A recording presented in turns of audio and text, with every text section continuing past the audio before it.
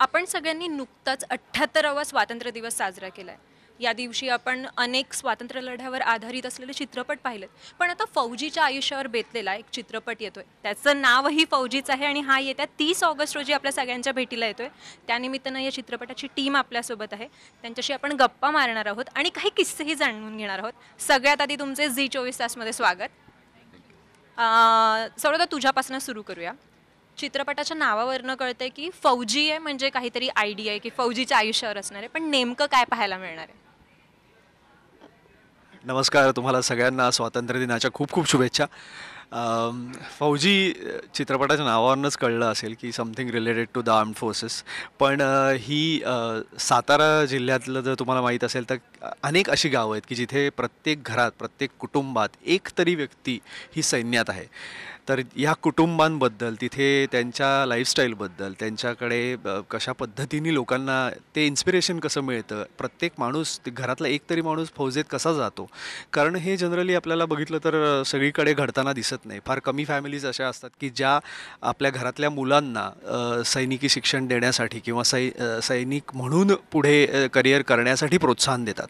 तर त्यातला सातारा जिल्हा आणि आमचे प्रोड्युसर डायरेक्टर घनश्याम येडे हे त्या भागात आहेत, भागात वाढलेले आहेत. त्यामुळे त्यांनी जवळून ही कुटुंब पाहिली आहेत, जवळून त्यांच्या व्यथा जाणून घेतल्यात. त्यामुळे त्यांच्या तिथल्या फौजेत गेलेला एक कॅप्टन चैतन्य मराठे या तरुणावर आधारित असलेली ही कथा आहे. आणि तो कसा तिथल्या बाकीच्या तरुणांना इन्स्पायर करतो सैन्यात जाण्यासाठी, अशी ढोबळमानाने ही कथा आहे. पण खूप महत्त्वाची आहे, मी यासाठी म्हणतो कारण हा चॉईस खूप महत्त्वाचा असतो की कोणालाही आपल्याला जर समोर चॉईस दिला, जर तरुणाला चॉईस दिला की एकतर तुला एसीत बसून मजा करण्याची एक चांगल्या पगाराची नोकरी मिळेल किंवा तू सैन्यात भरती हो, तर आपण नॅचरली कदाचित ती हाय पेईंग जॉब असेल तो घेऊ, कारण तो नॅचरल एक सेफ्टी आणि या दृष्टीने विचार केला तर तसा चॉईस असू शकतो. पण सैन्यात भरती होताना खूप कमी तरुण आपल्याला बघायला मिळतात. ते धाडस, मला वाटतं कुठलाही व्यक्ती सैन्यात भरती होण्यासाठी त्याला जी पर्सनॅलिटी लागते, त्याला जे इनर इन्स्पिरेशन लागतं, ते मला वाटतं कुठेतरी इथे असतं आणि कुठेतरी तुमच्या मनातही असतं. कुठलीही व्यक्ती तुम्ही केवळ त्याला ढकललत म्हणून सैन्यात भरती होऊन तिथे परफॉर्म करू शकणार नाही. त्यासाठी तो सैनिक तुमच्या आत असायला लागतो. आणि मला वाटतं असे अनेक सैनिक आपल्या महाराष्ट्राने आपल्या देशाला दिलेत. तर अशाच एका सैनिकाची ही कथा आहे आणि येत्या 30 ऑगस्टला ती तुमच्यासमोर येते आणि ती नक्की तुम्हाला इन्स्पायर करेल. दादा, मग तू ह्याच्यासाठी ट्रेनिंग कशी घेतली? म्हणजे तयारी तू बेसवर ॲक्च्युली जाऊन त्याची सगळी त्या सैनिकांसोबत ट्रेनिंग घेतलीस की काही वेगळं असं फक्त जाऊन? नाही, ट्रेनिंग असं मी घेतलं नाही, कारण इनिशियली जेव्हा घनश्याम दादांनी मला ही कथा ऐकवली तेव्हा त्याच्यात थोडासा तो जो चैतन्य मराठेचा जो पार्ट होता तो त्यामानाने कमी छोटा होता आणि तो ज्या मुलांना इन्स्पायर करतो सैन्य जॉईन करण्यासाठी त्यांचा पार्ट हा जास्त होता. पण नंतर 2019मध्ये या चित्रपटाला सुरुवात झाली, मग मध्ये कोविडचा काळ गेला आणि या चित्रपटाला थोडं तो आपण म्हणतो ना की एक्सटेंडेड टाईममध्ये हा शूट झाला आहे. सो 4 वर्ष ऑलमोस्ट हा होत होता. पण त्याच्यात मग घनश्याम दादांना त्यांनी पुढे विचार केला तसं त्याप्रमाणे त्याच्यात काही चेंजेस होत गेले स्टोरीमध्ये. सो चैतन्य मराठेच्या ह्याचा पार्ट जरा जास्त वाढला गेला, त्याच्यावर जास्त एम्फसिस दिला गेला. त्यामुळे तयारी मी म्हणलं तर फिजिकल तयारी थोडीफार केली असेल की आपण जर बघितलं की कुठलाही सैनिक किंवा कुठलाही सैन्यातला अधिकारी हा आपण रूढार्थाने जसे बाकी हॉलिवूड चित्रपट बघतो, जसे बॉडी बिल्डर आणि असे जे दिसतात तसे ते खरं तर रिअल लाईफमध्ये कधी नसतात. तुम्ही जर खरे सैन्यातले अधिकारी बघितले तर ते अत्यंत अजाईल, लीन, फिट लोक असतात. सो तसा कुठेतरी लुक वाईज मी करायचा प्रयत्न केला. त्याचबरोबर काही आता त्यातले स्टंट्स आणि काही सीन करण्यासाठी, फाईट सिक्वेन्सेस करण्यासाठी खूप चांगली अशी फाईट मास्टर्सची टीम आमच्याबरोबर होती. त्यामुळे ते सिक्वेन्सेस करणं काही फारसं अवघड गेलं नाही. परंतु मला एक गोष्ट महत्त्वाची इथे नमूद करायला आवडेल, ते म्हणजे इंडियन आर्मीशी रिलेटेड असलेले किंवा माझे काही मित्र हे सैन्यातले आहेत. माझा अतिशय जवळचा मित्र कर्नल अमोल धुमाळ यांनी मला या बाबतीत खूप मदत केली, कारण आम्ही एका बाबतीत मी फार पर्टिक्युलर होतो, ते म्हणजे या आर्म्ड फोर्सेसच्या अधिकाऱ्यांचे कॉस्च्युम्स किंवा त्यांचे जे एम्ब्लेम्स असतात, ज्या रँक्स ते यूज करतात, त्याच्या बाबतीत कुठेही हलगर्जीपणा होऊ नये. ते एक्झॅक्टली ऑन द पॉईंट पाहिजेत, कारण तो मान सन्मान आहे, त्याला एक विशेष आदरस्थान आहे ते त्यांच्या मनातलंही आणि आपल्याही मनातलं.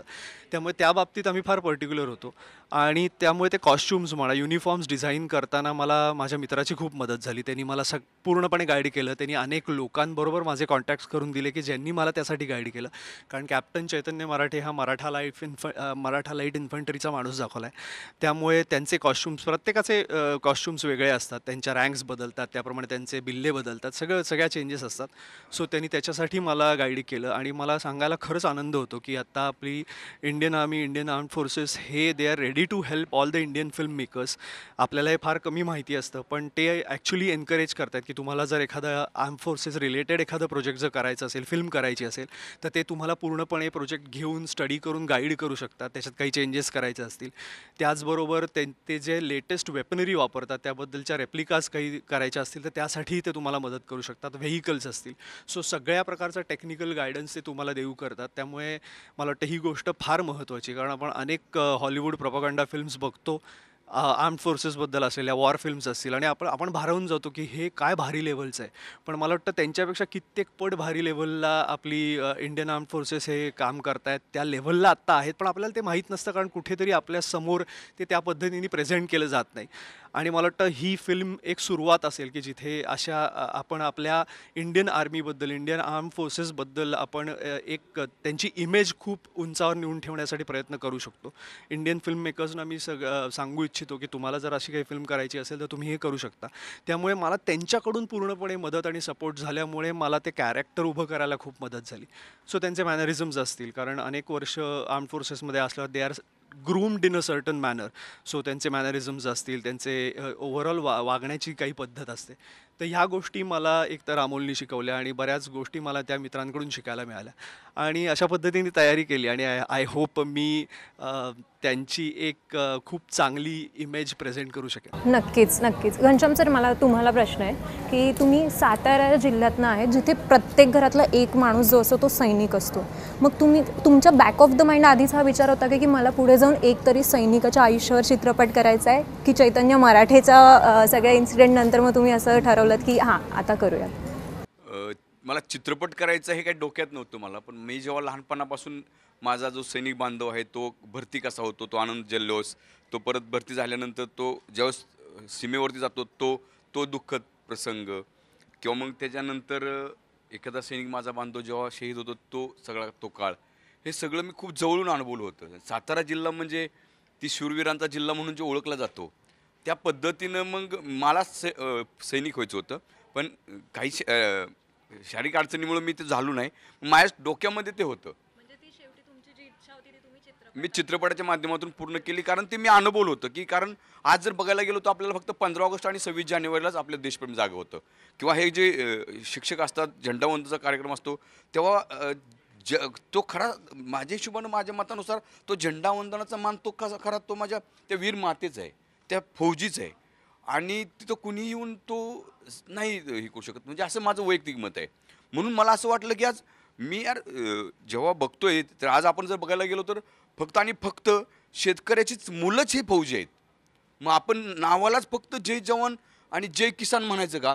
मग त्यांच्यासाठी आपलं काही कर्तव्य आहे का नाही? मग आपण जर आलोय जन्माला तर काहीतरी करून जावं. तर मग मी म्हणलं की माझ्या शेतकऱ्याची, माझ्या अन्नदात्याची आणि माझ्या फौजी बांधवाची ही व्यथा, जे आज तो एकटाच तो हातात मोठी जीव धरतो, त्याला माहीत नसतं कधी मला कुठली गोळी लागेल, तरी तुमच्या सगळ्या ह्या एसीतल्या सगळ्या ह्याला तो त्याग करतो. त्याला पोट भरत नाही म्हणून नाही. अहो तुम्ही आज तुम्ही जर बाजारात गेला तर तुम्ही मॉलमध्ये जाता त्यावेळेस तुम्ही हजारो लाखो रुपये लगेच खर्चून येता. पण तोच माझा अन्नदाता जेव्हा रस्त्यावरती असतो, भाजी पिंडी तुम्हाला घेऊन आला असतो, त्याच्यावर तुम्ही जगू शकत नसता. पण त्यावेळेस तुम्ही मात्र त्याची चेष्टा करता. ती 10-20 रुपयाची पिंडी तो त्यानं काय एवढं मोठं तुमच्यावरती वजन असतं टाकलेलं, तो फक्त त्याच्या कष्टाचं मागत असतो, त्यावेळेस तुम्ही त्याची चेष्टा करता. तर मला असं वाटतं की आज माझा अन्नदाता ह्याचीच मुलं आज फौजीवरती आहेत, जे मुलं आज स्वतःचा जीव मुठीत घेऊन कधी मरण हे माहीत नाही त्यांना, त्यांच्या घरच्यांना माहीत नाही. त्यांची मानसिकता असली खतरनाक आहे की बाबा काय नाही, आम्हाला देशासाठी स्वतःसाठी न जगता ते देशासाठी जगतात. मग ह्यांची व्यथा लोकांपर्यंत समजावा, माझा हा अन्नदाता असेल किंवा माझा हा सैनिक असेल, हा माझा लोकांना कळावा, ह्यासाठीही मी केलेला हा छोटासा प्रयत्न. म्हणजे मातीसाठी तुम्ही जी परतफेड करतायत मातीच्या प्रेमावर, ती दिसते तुमच्यात.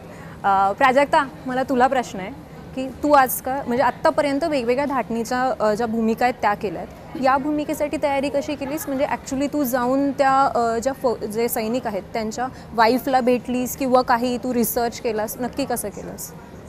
यामध्ये मी फौजीच्या पत्नीची भूमिका साकारती आहे. सुनंदा नाव आहे भूमिकेचं आणि ही भूमिका खरंच खूप आगळी वेगळी भूमिका आहे, कारण ती खूप स्ट्रॉंग आहे. मेंटलीसुद्धा तितकीच स्ट्रॉंग आहे आणि ती तिच्या कुटुंबालासुद्धा तितकीच स्ट्रॉंगपणे सांभाळते आहे. कॅप्टन चैतन्य मराठे जो की सौरभ दादा भूमिका साकारतो आणि त्याच्या पत्नीची मी सुनंदा नावाची भूमिका साकारते आहे. खरं तर ही अशी मुलगी आहे की जिला खूप वेल सेटेड असा मुलगा लाईफ पार्टनर म्हणून अजिबात नको आहे. तिचं स्वप्नच असं आहे की जर मला कुठल्या मुलासोबत लग्न करायचं असेल तर तो फौजीच पाहिजे. म्हणजे अशी खूप कमी उदाहरणं आपल्याला बघायला मिळतात की जी अशा पद्धतीची स्वप्न मुली बघतात. म्हणजे कित्येकदा असं बघायला मिळतं की नाही मला खूप सुखात वगैरेच आयुष्य जगायचं आहे.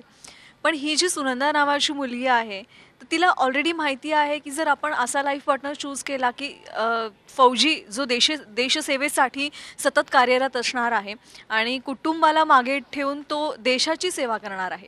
त्यामुळे तिला तिच्या पार्टनरचा किती सहवास लाभेल किंवा किती सोबत लाभेल हे तिला माहीत नाही आहे. पण तरीही तिचा अट्टहास हाच आहे की तिला फौजीच लाईफ पार्टनर पाहिजे आणि इतकी ही स्ट्रॉंग भूमिका आहे. सगळे कलाकार खूप तगडे आहेत. माझी जर विचारशील की मी कशी तयारी केली तर नक्कीच जे काही शहीद जवान आहेत तर त्यांच्या कुटुंबांचा मी स्टडी केला किंवा त्यांना जाऊन भेटले की त्यांचं खरंच कसं वातावरण असतं. म्हणजे जसं की सर आत्ता म्हणाले की 15 ऑगस्ट आणि 26 जानेवारी सोडलं तर इतर वेळेस आपल्याला त्या फौजी बांधवांची आठवण होत नाही. त्यावेळेसच आपल्याला देशसेवा आठवते, देशासाठी झगडणारे, देशसेवेसाठी मरणारे लोक आठवतात आपल्याला. पण इतर वेळेस अजिबात त्यांची आठवण होत नाही. पण मला असं वाटतं की चित्रपट हा एकमेव माध्यम असा आहे की जो खूप लवकर इम्पॅक्ट करतो प्रेक्षकांवर. म्हणजे पुस्तकात वाचलेलं असेल किंवा कोणीतरी सांगितलेलं असेल याच्यापेक्षा चित्रपट हा लवकर प्रभाव टाकणारा माध्यम आहे. आणि फार कौतुक वाटतं घनश्याम सरांचं की त्यांनी असा विषय निवडला की जो विषय की ज्या नावातच एक इन्स्पिरेशन आहे, ज्या नावातच एक मोटिवेशन आहे. म्हणजे अहोरात्र आपण सुरक्षित राहो म्हणून जे देशसेवेसाठी देशाच्या बॉर्डरवरती सतत लढत असतात, पहारा देत असतात, स्वतःच्या कुटुंबाचा स्वतःच्या फॅमिलीचा अजिबात ते विचार करत नाही. कारण त्यांना देशासाठी सगळं काही जे आहे ते अर्पण करायचं असतं. आणि अशा लोकांवर अशा बांधवांचा चित्रपट घेऊन यावा ही खूप मोठी गोष्ट आहे असं मला वाटतं. म्हणजे याचं शूटिंग खरं तर 2019ला सुरू झालं पण मी अगदी शेवटच्या शेड्यूलला या चित्रपटाला जॉईन झाले 2022ला. आणि सरांचं कौतुक यासाठी की एक स्पॉट बॉयपासून ते एक शेतकरी कुटुंबातला मुलगा, एक वारकरी कुटुंबातला माणूस म्हणून त्यांनी तो प्रवास सुरू केला आणि आज ते एक उत्तम डिरेक्टर आहेत, उत्तम प्रोड्युसर आहेत. म्हणजे कलाकार म्हणून नेहमीच अशी स्वप्न प्रत्येक कलाकार बघत असतो की आपल्याला खूप मोठ्या डिरेक्टरसोबत काम करायला मिळावं, खूप मोठ्या प्रोडक्शन हाऊससोबत काम करायला मिळावं. पण असे सुद्धा समाज बांधिलकी जपणारे डिरेक्टर आणि प्रोड्युसर असतील तर त्यांच्यासोबत सुद्धा काम करायला तितकीच मजा येते. मजा म्हणण्यापेक्षा तितकाच जास्त आनंद आणि समाधान वाटतं की जे फक्त आपल्यापुरता विचार करत नाही आहे, आपल्या समाजापुरता विचार करत नाही आहे, आपल्या राज्यापुरता विचार करत नाही आहे, तर ते देशाचा विचार करत आहेत. नव्हे तर मी त्याही पुढे जाऊन म्हणेन की देशापेक्षा देशासाठी जे लढत आहेत त्यांचा विचार करतायत आणि ते जागतिक लेवलचा चित्रपट बनवत आहेत. त्यामुळे फार कौतुक वाटलं चित्रपटाचं शूटिंग करत असताना सुद्धा. अगदी शेवटचा जो सीन आहे तो प्रेक्षकांना खऱ्या अर्थानं हलवून टाकणारा असा सीन आहे. कारण जेव्हा शहीद म्हणजे जे फौजी दाखवलेले आहेत ते शहीद होतात आणि त्यांची जेव्हा अंत्ययात्रा निघते तेव्हा खऱ्या अर्थानं प्रेक्षकांच्या डोळ्यात पाणी येणार आहे.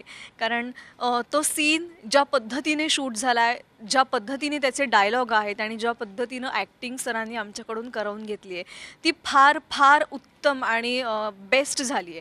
कारण त्यावेळेस बाकी कोणीच क्राऊड नव्हता.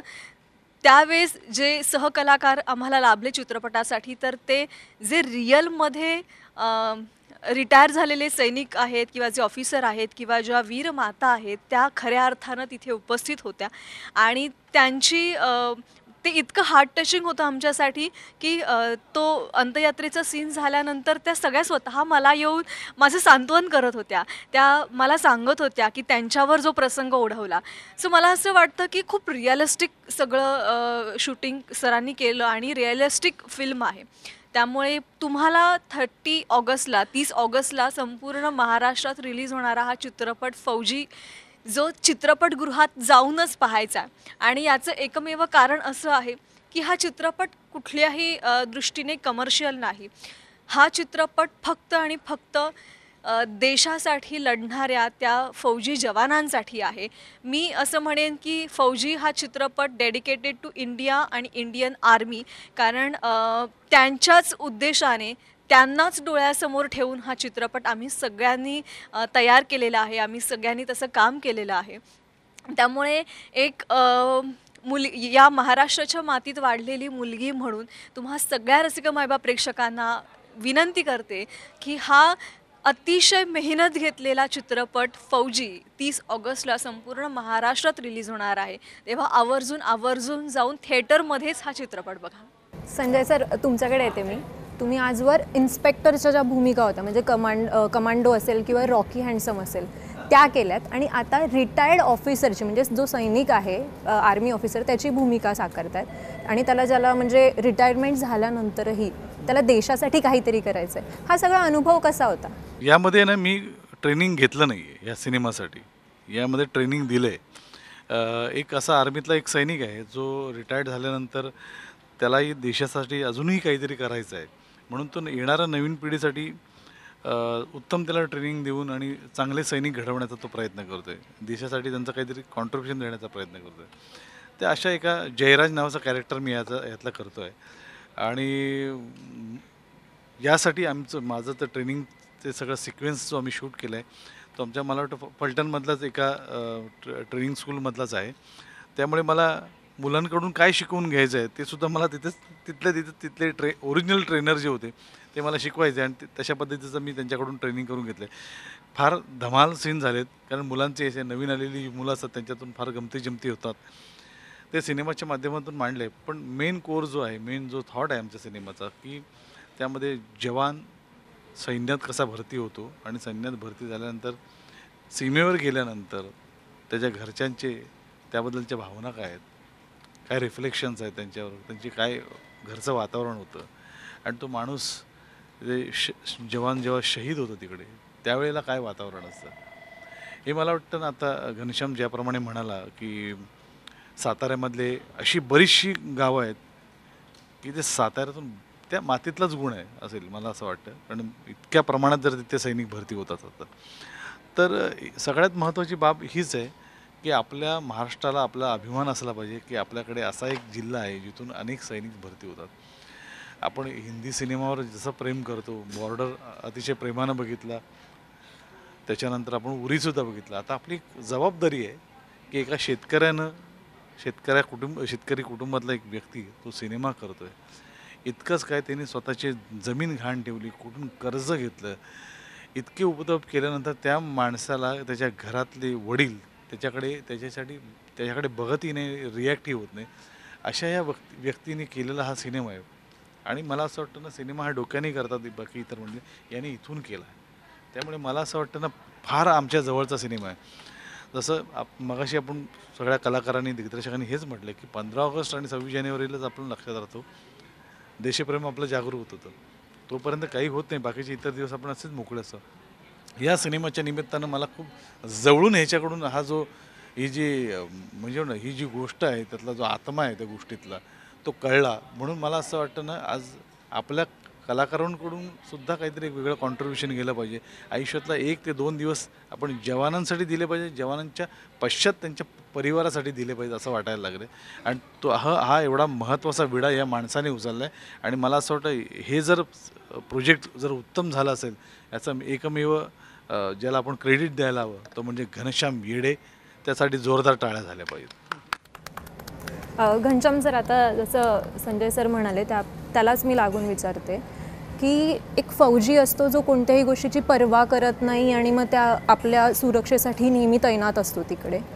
मग त्यांच्या कुटुंबाला आपल्याकडनं काय अपेक्षित आहे किंवा त्यांना काय अपेक्षित आहे यावर कधी चर्चाच होत नाही किंवा कोणी बोलतही नाही आणि आपणही सहज असं कधी विषयही निघत नाही. मग त्या सगळ्या प्रश्नांवर उत्तर हा चित्रपट देईल असं वाटतं का? नक्की 100%. कारण की फक्त 15 ऑगस्ट 26 जानेवारीलाच आपल्याला फक्त त्यांची आठवण होते.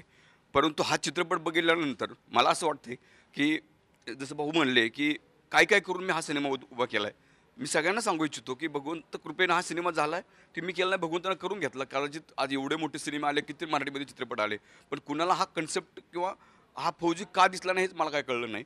कारण जर आपण बघायला गेलो ना तर जेव्हा तो शहीद एखादा फौजी जेव्हा होतो तेव्हा लाखो लोक तिथे जमा होतात. अनेक नेते पुढारी वेगवेगळे आश्वासन देऊन जातात, पण ते कधीच पाळले जात नाहीत म्हणजे माझ्या अभ्यासानुसार. मग नंतर त्या माऊलीला अपेक्षा काहीच नसते हो की तुम्ही त्यांना धन द्या, दौलत द्या, काही नसते. त्यांचा एक मुलगा त्यांनी देशासाठी दिला असतो किंवा एक मुलगा देशासाठी रात्रंदिवस करत असतो.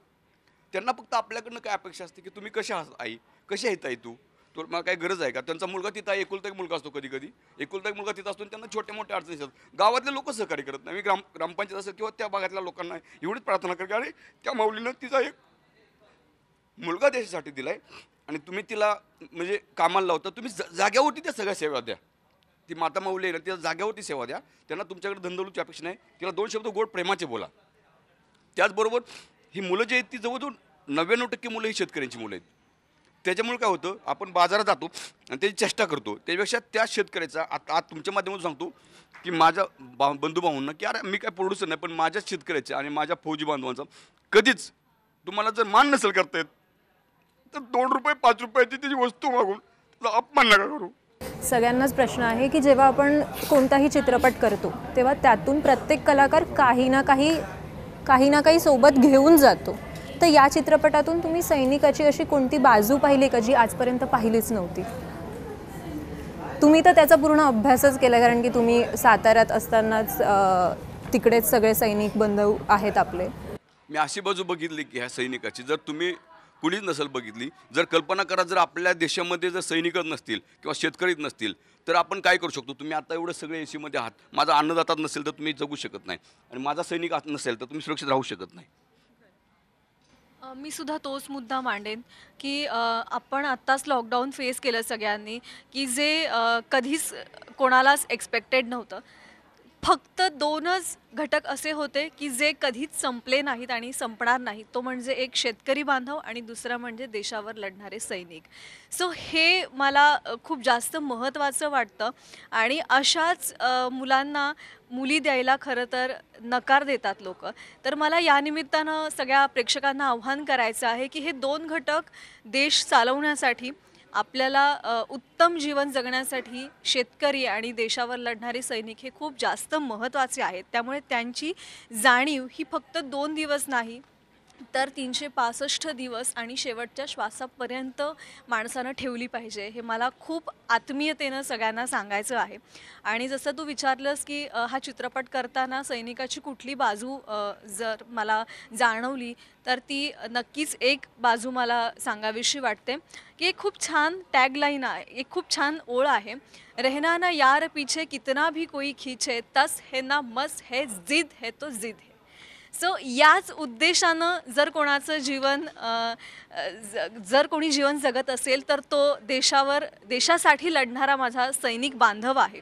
आणि त्यांच्या पश्चात त्यांची फॅमिली कशा अर्थानं जगत असते, काय स्वप्न उराशी बाळगून ती फॅमिली जगत असते, ही फक्त ती फॅमिलीच जाणू शकते. आणि हे मी या चित्रपटात शूटिंग करत असताना खूप जास्त अनुभवलं. आणि हॅट्स ऑफ आहे, सॅल्यूट आहे माझा त्या सैनिकाच्या, त्या फौजी बांधवांच्या कुटुंबाला की जे खऱ्या अर्थानं पाठबळ देत आहेत त्या फौजीला की तू जा, तू देशासाठी लढ, तुझ्या प्राणांची तू पर्वा करू नकोस. आणि त्या आईला, मला त्या आईला सलाम करायचा आहे की जी आई आपल्या उदरात देशसेवेसाठी लढणाऱ्या त्या बाळाचं संगोपन करते आणि ती मागे पुढे कुठल्याही गोष्टीचा विचार न करता ती डायरेक्ट तिच्या मुलाला बॉर्डरवर पाठवते आणि देशसेवेसाठी पाठवते.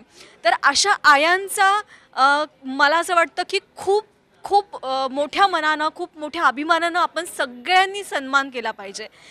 खरं तर आता अशी उदाहरणं आपण खूप बघतो की 2 दिवस ट्रिपला जायचं असेल, शिक्षणासाठी काही वर्षांसाठी बाहेर जायचं असेल तर खूप आईवडील सगळ्या गोष्टींचा विचार करतात, पाठवू का नको हा प्रश्न त्यांच्यासमोर उभा राहतो.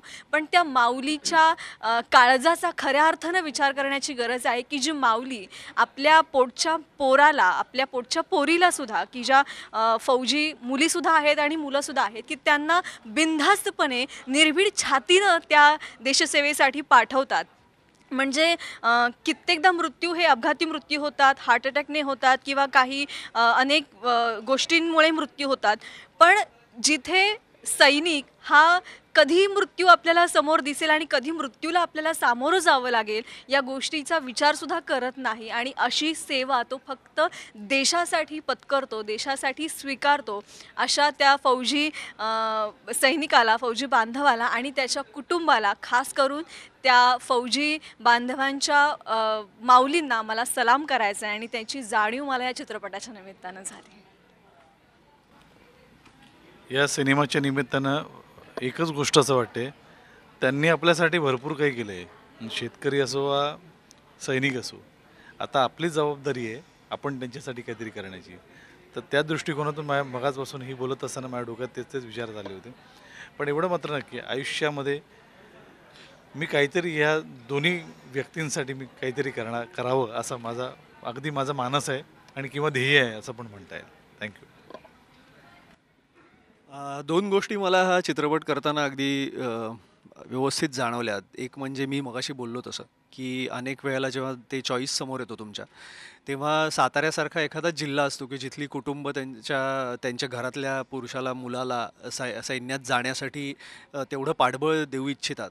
पण अनेक म्हणजे भारतातले बाकीचे अनेक असे भाग आहेत की जिथे कदाचित आपण आता शहरी भागातल्या जर समजा एखाद्या मुलाला हे जर 2 चॉईस समोर असले आणि त्याला मनातनं वाटत असेल की मला सैनिक व्हायचं आहे, मला सैन्यात जायचं आहे, पण कुठेतरी सोशल प्रेशर म्हणा, फॅमिली प्रेशर म्हणा किंवा घरच्यांना असं वाटतं की नको, त्याला एवढ्या अनसेफ एन्व्हायरमेंटमध्ये का पाठवायचं, माझा एकुलता एक मुलगा आहे, त्यांनी कशासाठी. तर मला वाटतं कुठेतरी हा विचार बाजूला ठेवून तो खरंच इथून सैनिक आहे आणि त्याला देशासाठी काहीतरी करण्याची इच्छा आहे, तर त्याला आपण तेवढं फ्रीडम ऑफ थॉट आणि तेवढं पाठबळ आपण दिलं पाहिजे. हा विचार कुठेतरी आता होणं गरजेचं आहे. म्हणजे आपले जास्तीत जास्त भारतीय तरुण हे सैन्यात भरती होतील आणि भारताचं स्टेटस अजून उंचावेल.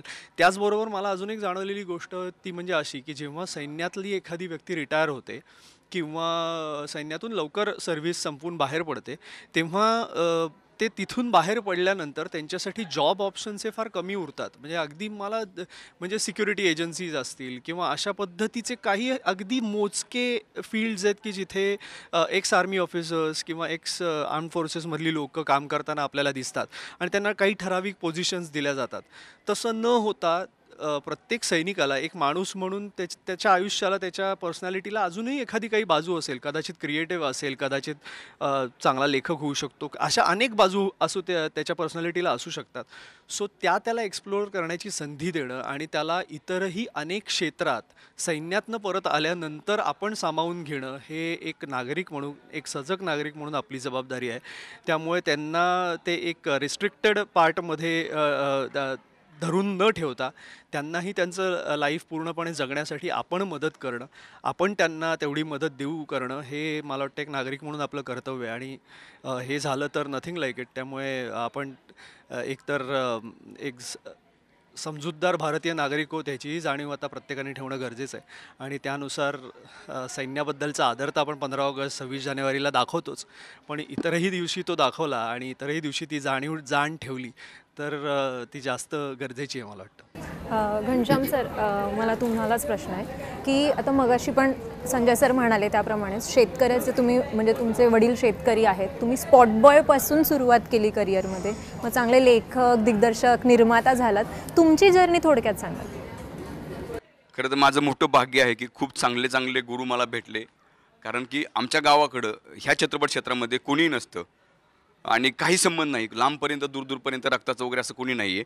पण मला जे वाटतं, मी स्वामी विवेकानंदांना पूर्णपणे फॉलो करतो, त्यांना जगतो. मला जे वाटतं किंवा मला समाजाला काहीतरी द्यायचं आहे, तर ते जर द्यायचं जर असेल तर मला असं वाटायला लागलं की माझी आई जेव्हा, माझे वडील दुसऱ्याच्या सालाने होते तेव्हा मी त्यांच्या TV बघायचो तेव्हा माझी आई मी तासन तास म्हणजे मी मुंग्या पण बऱ्याच वेळ बघत बसतो रात्रंदाज. तेव्हा माझी आई म्हणायची की तू इतक्या वेळ दुसऱ्यांना बघतोय तर तुला कुणीतरी बघल असं काहीतरी कर. तेव्हा तो झालेला क्लिक माझ्या आयुष्यामध्ये ते आईचं वाक्य तसंच करून ठेवलं आणि काहीतरी मला बघल मग चित्रपट तेव्हा वाटायचं किंवा मालिका. आणि त्याच्यानंतर मी स्पॉट बॉयचा मग करत करत इथपर्यंत पोहोचलो. आणि आज खरंच मी पोहोचण्यामागं खूप मोठ्या गुरूंचे आशीर्वाद आहेत. आणि तुम्ही चांगलं असल्यावरती बाकीचं जग कसं असतं त्या फौजीनं दाखवून दिलं मला. कारण माझी गाडी वगैरे सगळे ओढून वगैरे नेलं होतं, ती परत आणली, ते बऱ्याच गोष्टी काढल्या. पण आता जेव्हा आपण जर विचार करायला गेलो, आज अनिल थडानी सर हे डबल आहे, म्हणजे विषयच नाही आहे डिस्ट्रीब्युटरच्या बाबतीत. तेव्हा गणेश भाऊ समोरच आहेत, आपले गणेश भाऊ गारगोटे, आपले मीडिया वनचे सर्व. तर त्यांना आम्ही भेटलो त्या 15 मिनिटांची आमची चर्चा झाली, मीटिंग झाली. त्याच्यानंतर त्यांची वाक्य होती गणेश भाऊंना, ते एक साधा सिंपल माणूस आहे, मोठ्यांसाठी तर आपण बरंच काय करतो, पण यार मातीत लालेला माणूस आहे गणेश भाऊ, ह्याच्यासाठी आपल्याला काहीतरी करावं लागेल. आणि खरंच विचारा त्याला की त्याला थिएटरचे पैसे द्यायला आहेत, माझी फी द्यायला आहे, नसेल तर आपण काहीतरी कॉम्प्रोमाइज करू, ते पुढं बघू, पण ह्या माणसाला पिकअप करा. असे लोक माझ्या आयुष्यात आले, असे हे जीवाला जीव देणारे कलाकार आले. अनेक प्रत्यक्ष भगवंताला येता आलं नाही म्हणून भगवंताच्या रूपात अनेक लोक आले. म्हणून हा फौजी माझ्या शेतकऱ्याचा अन्नदात्याचा सन्मान आणि फौजीचा सन्मान होण्यासाठी ही कलाकृती तुमच्या पुढे आलोय. मी एवढं सांगेल की मी शून्य होतो, आजही शून्य राहील. फक्त जाता जाता सांगेल की ज्या आत्महत्या केलेल्या शेतकऱ्यांच्या ज्या माता बहिणी आहेत, माझ्या भाऊ आहेत, किंवा शहीद झालेल्या फौजीच्या माता बहिणी आहेत, भाऊ आहेत, त्यांना कधी ह्या गरिबाची आठवण आली तर मी रात्रीचा त्यांना उभं राहील. मला ह्याच्यातून काही नको, हे सगळं त्यांचंच आहे. संजय सर, गाढवाच्या लग्नामध्ये सर स्पॉट बॉय होते आणि आता ते खूप म्हणजे त्याच्याबद्दल काय बोलावं, ते डिरेक्टर, रायटर आणि त्याच्यासोबतच निर्माता पण आहेत. तेव्हाच्या घनश्याम सरांमध्ये आणि आताच्या घनश्याम सरांमध्ये काही फरक आहे का? नाही, पण कसं आहे ना, जिथून तिची मातीतून सुरुवात झाली ना, आमच्या सेटवर जरी तो निर्माता म्हणून, दिग्दर्शक म्हणून जरी असला ना, तर मॉनिटरवर जरी असला तरी आम्ही सहज कुठेतरी पाणी मिळेल का जरा वगैरे, तो स्वतः जातीने तिथून कॅमेरापासून मॉनिटरपासून धावत यायचा. म्हणजे त्यांनी त्याच्यात काडी मात्रही बदल झालेला नाही. आणि मला असं वाटतं त्यांनी ना अजूनही आपलं ना स्वतःचा माणूस पण जागृत ठेवलं आहे, जपलं आहे. आणि मला असं वाटतं अशा सच्च्या माणसाने केलेला हा जर सिनेमा असेल ना, तर आपण त्याला इथून प्रतिसाद द्यायला हवा असं वाटतं. मला एक सरांबद्दल सांगावं असं वाटेल की सरांची आणि माझी तशी चित्रपटाच्या निमित्तानेच ओळख झाली, पण सरांनी माझं आधीचं काम पाहिलं होतं. म्हणजे छत्रपती संभाजी महाराजांच्या भूमिकेत जी मी महाराणी येसुराणी साहेबांची भूमिका साकारली होती, तर तेव्हापासून सर कॉन्टॅक्टमध्ये होते आणि की ताई आपल्याला एक छान चित्रपट करायचा आहे असा त्यांचा सतत मला फोन यायचा. तर मी म्हणायचे की हो करूयात, कधी काय कुठे कसं होईल माहिती नसायचं.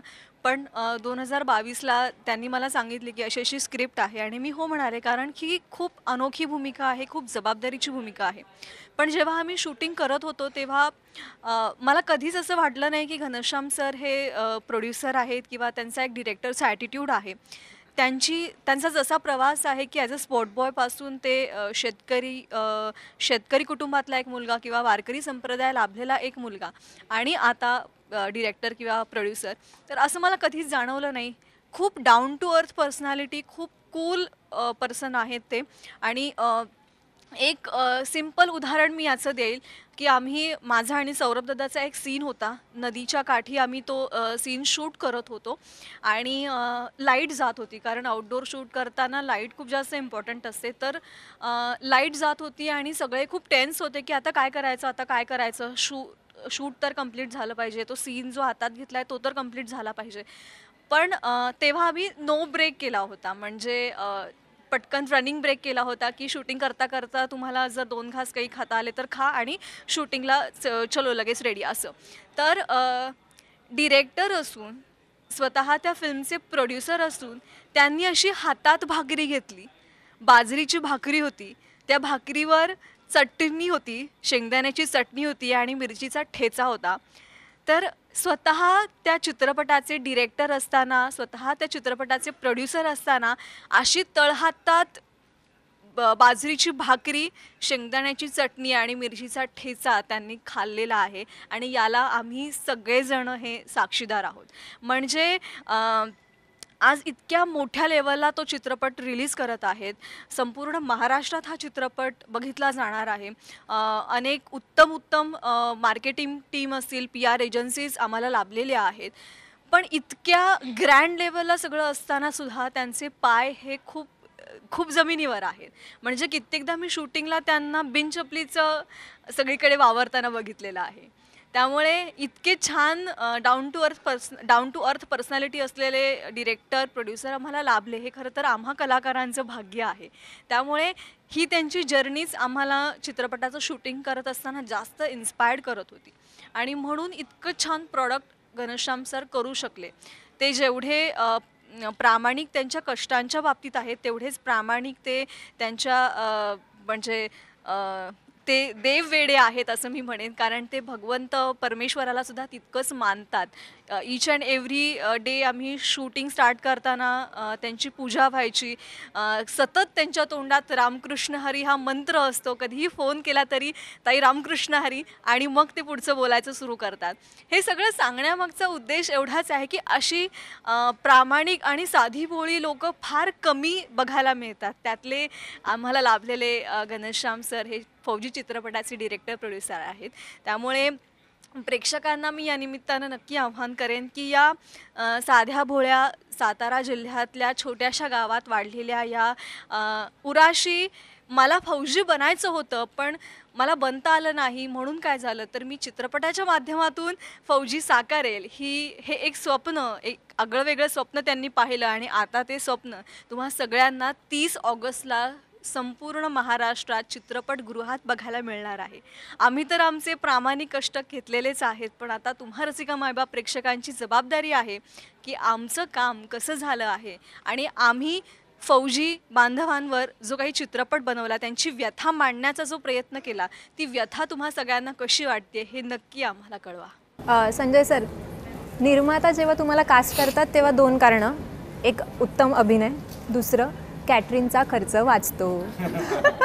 मग यावेळी साताऱ्यात असताना तुम्ही अशी कोणती लोकल डिश एक्सप्लोअर केलीत? नाही, यावेळेला मी त्यांनीही आमची बडदास्त राखली. जसं मगाशी पाण्यापासून सगळ्याच गोष्टी, खाण्यापिण्यापर्यंत सगळंच केलं. पण माझंही नेटवर्क तिकडे बऱ्यापैकी होतं, त्यामुळे फार त्याच्यावर भार न टाकता माझं मी नेटवर्क तिथे युटिलाइज केलं. आणि माझ्याबरोबर असलेल्या काही लोकांना ते नाही, जास्त करून आपलं कसं त्या पट्ट्यात गेल्यानंतर असं मटण भाकरी, तो म्हणजे अगदी सुक्कं मटण भाकरी वगैरे ते खाण्यात एक वेगळी मजा आहे. आणि भाकरी चुरून खाण्यात अगदी शेतात बसून खायला वगैरे मिळाली याच्यासारखं सुख नाही. त्यामुळे महाराष्ट्राच्या बाहेर चित्रपटाचं शूटिंग असेल ना, त्यावेळेला प्रश्न पडतो. महाराष्ट्रात असेल आणि जर साताऱ्यासारखा जिल्हा असेल तर म्हणजे काय 4 चांद लागले म्हणायचे. घनश्याम सर, आता तुमच्याकडे येते. चित्रपटाची जेव्हा कास्टिंग करण्यात आली तेव्हा तुमच्या डोक्यात काय विचार होता? म्हणजे लिहिताना की अरे हां, याच्यासाठी प्राजक्ता, याच्यासाठी सौरभ दादा आणि संजय सर, असं होतं की तुम्ही थोडं कॅल्क्युलेटिव्ह नंतर विचार करून मग कास्टिंग केली? नाही, फौजी चैतन्य मराठे हा फौजी डोक्यात होता माझ्या, पण कोण घ्यावा हे माहीत नव्हतं मला. पण तेवढ्यात मी शिंबा बघितला आणि मला तो विलन रॅश वाटला आणि म्हणलं त्याच्यामध्ये नुसता रॅश नाही तर बऱ्यापैकी मला त्यात सॉफ्टमध्ये तो जाणवला जो मला हवा होता तेव्हा. मग सौरभ दादाला फोन केला तर त्यांनी बी तिकडं ग्रीन सिग्नल दिला. आणि मला अशी मुलगी पाहिजे होती की दिसायला एवढी सुंदर आहे पण ती फौजीच्या मुलावरती प्रेम करते. आज थोडी परत जरी काय असली तर तिला ते इंजिनियर पाहिजे, डॉक्टर पाहिजे, म्हणून अशी मुलगी पाहिजे होती की तिच्यात काहीच कमी नाही. आणि आज जर बघायला गेलो तर माझ्या शेतकरी बांधवांना असेल किंवा फौजी बांधवांना असेल तर 10 वेळा ती मातामाऊली विचार करते किंवा त्यांचे आई वडील पण विचार करतात की अरे फौजी आहे मग नको. मी त्या सगळ्यांना हात जोडून विनंती करेल, प्रार्थना करेल की अरे फौजीची बायको होणे कोणाच्या नशिबात नाही आहे. त्याला मोठं दिल लागतं, त्याला मोठं भाग्यवान लागतं. कुणी बी नाही त्या फौजी बायको होऊ शकत किंवा त्या शेतकऱ्याची. आज तुम्ही कोरोनाच्या काळात दाखवून दिलं की माझा शेतकरी किती लोकांना पोहोचू शकतो. तुम्ही आज सगळं बंद करून मग आमच्या घरी गावाकडे आला होता. आणि असं कधीच होऊ शकत नाही की माझ्या शेतकऱ्याच्या दारातनं एखादा कोणी उपाशी जाऊ शकतो, कधीच जाऊ शकत नाही. त्यामुळे माझ्या त्यात सगळ्या ताईंना, त्या सगळ्या ताईंच्या आईवडिलांना विनंती असेल की प्रार्थना असेल की तुम्ही एकदा त्या दृष्टीने विचार करून बघा की जीवाचा पर्वा न करता स्वतः जीव मुठीत घेऊन तो देशासाठी लढतो. मग तुमच्या मुलीसाठी काय किती, तिला किती सुखात ठेवल. सगळं सुख काय ह्याच्यातच नसतं, ह्याचा विचार करावा, एवढीच माझी प्रार्थना असेल. आणि मग असं करत करत प्राजक्ताताई मला बरोबर त्या सईबाई, आता सईबाई म्हणजे येशूबाई त्या काय लांबच्या नव्हत्या. अमोलदादा मी एकत्र काम नुकतंच केलं होतं अगोदर अलग निरंजन म्हणजे माझ्याकडे, आणि मी त्यांच्या सेटवरती जात होतो तेव्हा मी बघत होतो, मी काय ह्यांना काय बोलत नव्हतं. मला नजर बसलेला की बस आयला आपली सुनंदा बहुतेक ही आहे. आणि मग तसंच ते त्यांचं शेड्यूल वगैरे टाईट होतं थोडंसं, त्यातनं मग तसा तो विषय झाला. आणि तसं विचार केला गेलं तर मग विलन आज ॲक्शन चित्रपट आहे. मला वाटते मराठीतला हा सगळ्यात, माझ्या हिशोबानं अनेकांच्या हिशोबानं, की मराठीतला हा सगळ्यात ग्रँजर फाईट ॲक्शनचा मराठी चित्रपट बनलेला आहे. आज जर विचार करायला गेलो आपण तर टिनू वर्मांनी पहिल्यांदा मराठीमध्ये काम केलं आहे. शहाबाज खान यांनी सुद्धा विलनचं अप्रतिम काम केलेलं आहे. मोजेदादा फर्नांडिस असतील, त्यांनी फाईट मास्टर, जे नाव किती मोठं आहे त्यांचं, त्यांनी खूप मोठ्या लेवलला चांगलं आम्हाला फाईट जे होती, आम्ही गोव्यापासून 160 किलोमीटरवरती समुद्रात फाईट केली. पुन्हा गोरेगाव फिल्म सिटीमध्ये सेट उभा केलेला, आणि ते ब्लास्ट असतील, ते रिस्क असेल, खूप त्यांची मदत झाली, सहकार्य झालं. फक्त लोकेशन, मला सगळे लोकेशन निवडताना म्हणायचे आडनावाप्रमाणेच आहे. जिथं मला लोकेशन आवडेल ती जोपर्यंत मला पसंत पडत नव्हते तशी लोकेशन घेतले, त्यामुळे सगळे खुश होतील असं मला वाटतं. सगळ्यांनाच प्रश्न आहे माझा की तुम्ही जेव्हा लहान असताना, लहानपणी जो स्वातंत्र्य दिवस साजरा केला तेव्हात आणि आतात काही फरक जाणवतो का आत्ताच्या स्वातंत्र्य दिन सेलिब्रेशनमध्ये? नाही, मला वाटतं तेव्हा जी एनर्जी होती तीच आत्ताही आहे.